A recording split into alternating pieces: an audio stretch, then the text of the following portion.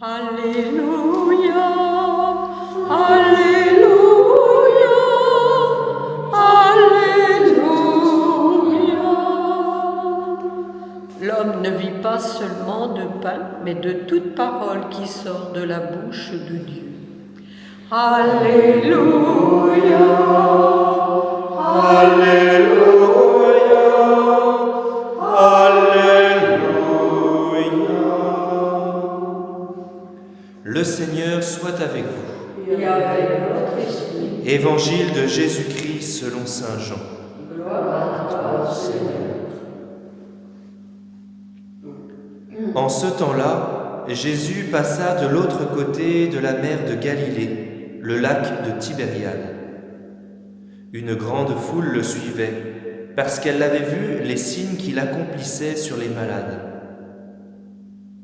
Jésus gravit la montagne, et là, il était assis avec ses disciples.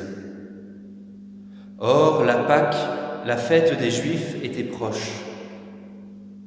Jésus leva les yeux et vit qu'une foule nombreuse venait à lui. Il dit à Philippe : « Où pourrions-nous acheter du pain pour qu'ils aient à manger ?» Il disait cela pour le mettre à l'épreuve, car il savait bien, lui, ce qu'il allait faire. Philippe lui répond : « Le salaire de 200 journées ne suffirait pas pour que chacun reçoive un peu de pain. » Un de ses disciples, André, le frère de Simon-Pierre, lui dit : « Il y a là un jeune garçon qui a 5 pains d'orge et 2 poissons. Mais qu'est-ce que cela pour tant de monde ?» Jésus lui dit : « Faites asseoir les gens. » Il y avait beaucoup d'herbe à cet endroit. Ils s'assirent donc au nombre d'environ 5000 hommes. Alors Jésus prit les pains et, après avoir rendu grâce, il les distribua aux convives. Il leur donna aussi du poisson, autant qu'ils en voulaient. Quand ils eurent mangé à leur faim, il dit à ses disciples : « Rassemblez les morceaux en surplus, pour que rien ne se perde. » Ils les rassemblèrent et ils remplirent 12 paniers avec les morceaux des 5 pains d'orge, restés en surplus pour ceux qui prenaient cette nourriture. À la vue du signe que Jésus avait accompli, les gens disaient : « C'est vraiment lui, le prophète annoncé, celui qui vient dans le monde. » Mais Jésus savait qu'ils allaient venir l'enlever pour faire de lui leur roi. Alors, de nouveau, il se retira dans la montagne, lui seul. Acclamons la parole de Dieu. Louange à toi, Seigneur Jésus.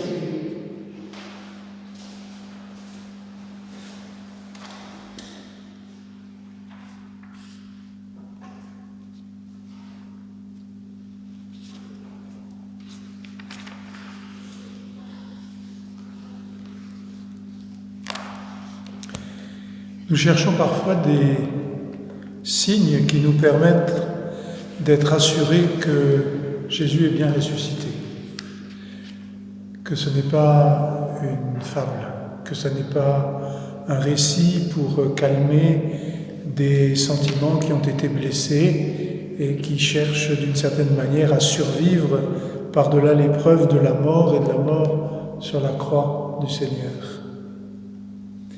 Et dans le texte des Actes des Apôtres que nous venons d'écouter, il y a précisément un élément qui appartient à la sagesse humaine, qui est donné par un pharisien, une fois de plus, Gamaliel, qui va évoquer 2 cas où se sont trouvés à la tête d'un certain nombre de disciples, des personnalités sans doute fortes et en tout cas qui avaient quelques velléités de prendre le pouvoir.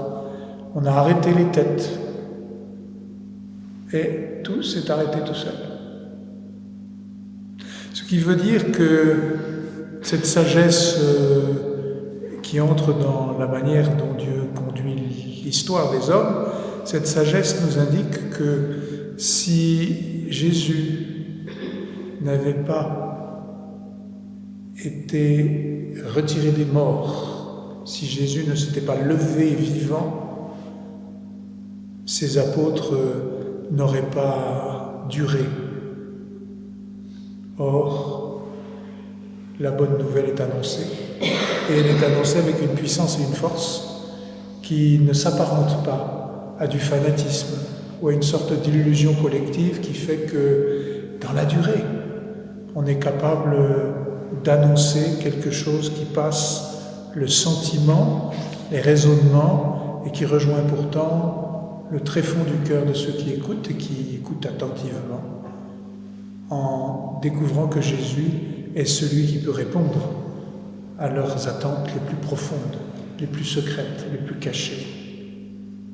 Et cette réalité des 12 et des autres disciples qui vont annoncer le Seigneur, elle se trouve inscrite, vous vous souvenez, dans la manière dont les disciples partagent le sort de leur maître.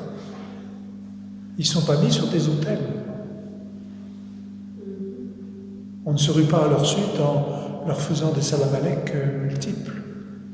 Ils doivent et annoncer et supporter la contradiction avec constance. Et nous nous rappelons du coup, à travers ce qui était dit dans le passage que nous avons écouté, la 8e béatitude, celle de Matthieu. Heureux serez-vous si l'on vous persécute, si l'on dit toutes choses fausses de vous à cause de mon nom. Réjouissez-vous, car votre récompense sera grande dans les cieux. Et voilà que les apôtres repartent tout heureux d'avoir été jugés dignes de subir des humiliations pour le nom de Jésus. Voilà un signe fort dans l'histoire des hommes de cet événement inouï qu'est la résurrection du Seigneur Jésus. Cette résurrection qui fait que l'Église, depuis 2000 ans, célèbre le mystère de l'Eucharistie, dont Saint Jean va nous parler bientôt avec l'Évangile, puisque nous avons entendu le début qui va provoquer le fameux enseignement à Capharnaüm sur le mystère de l'Eucharistie.